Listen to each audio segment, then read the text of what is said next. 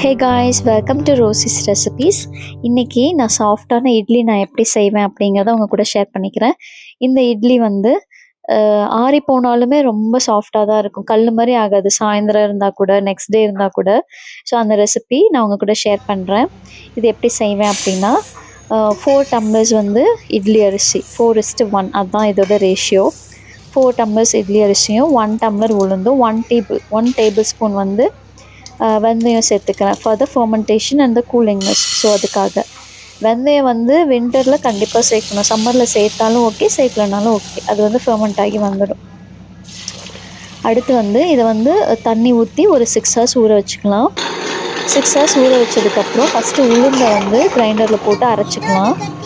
உளுந்து போட்ட ஒரு 10 மினிட்ஸ் மூடி போட்டு அரைச்சிடலாம். ஒரு 10 மினிட்ஸில் ஸ்பேச்சுலாக வச்சு இப்படி ஸ்க்ரேப் பண்ணோன்னா சைடில் ஒட்டிகிட்டு இருக்க உளுந்தெல்லாம் அரைஞ்சி நம்மளுக்கு எல்லாமே ஈவனாக கிடைக்கும் பேட்டர் வந்து.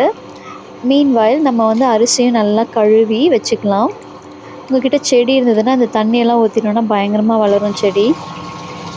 ஸோ இப்போ வந்து ஒரு 20 மினிட்ஸ் ஆகிடுச்சு. இப்போவே வந்து மாவு ரெடி ஆகிடுச்சு. ஸோ இப்போ இன்னும் கொஞ்சம் ஒரு 10 மினிட்ஸ் வச்சு நம்ம எடுத்தோன்னா 35 to 40 மினிட்ஸில் நம்மளுக்கு வந்து பேட்டர் ரெடி ஆகிடும். ஸோ இப்போ இது ரெடி ஆகிடுச்சு, நான் எடுத்துடுறேன். இது ரெடி ஆகிடுச்சு அப்படிங்கிறது வந்து இந்த மாவு வந்து ரொம்ப சில்கியாக, க்ரீமியாக, லைட் வெயிட்டாக இருக்கும். அந்த டைமில் நான் வந்து எடுத்துக்கிட்டேன். ஃபுல்லாத்தையும் எடுத்துடலாம். அடுத்து வந்து அரிசி போடும்போது கொஞ்சம் தண்ணியும் ஊற்றிக்கிட்டேன்.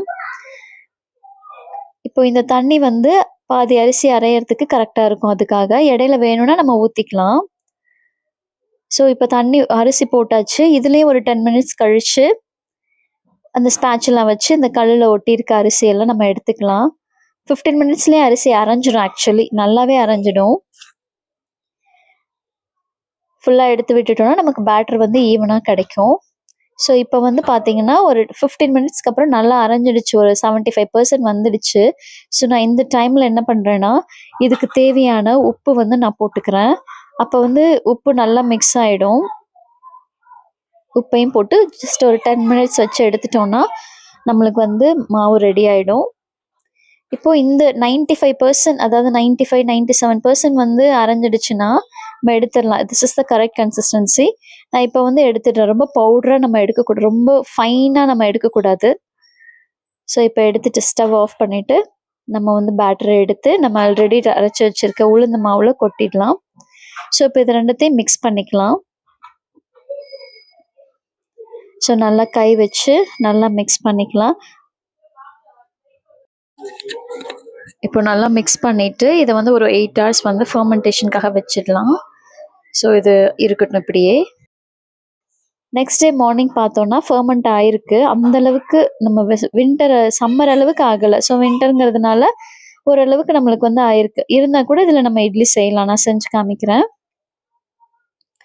நான் வந்து இந்த இட்லி தான் போடுவேன், துணி வச்ச இட்லி தான் போடுவேன். நான் வந்து ஆயில் வச்ச இட்லி வந்து செய்ய மாட்டேன். ஸோ மிச்ச மாவை வந்து நான் வந்து ஃப்ரிட்ஜுக்குள்ளே வச்சுக்கிறேன். இப்போ இட்லி செய்யும் போது நம்ம தண்ணி கொதிக்கும் போது இட்லி ஊற்றி வச்சோன்னா சாஃப்டாகவும் இருக்கும், சீக்கிரமாகவும் வந்துடும். இப்போ இட்லி வந்து ரெடி ஆயிடுச்சு. எவ்வளோ சாஃப்டாக வந்திருக்கு பாருங்க இட்லி. இந்த இட்லி ஆறி போனாலும் இதே மாதிரி தான் இருக்கும், ஹார்டாகவே ஆகாது.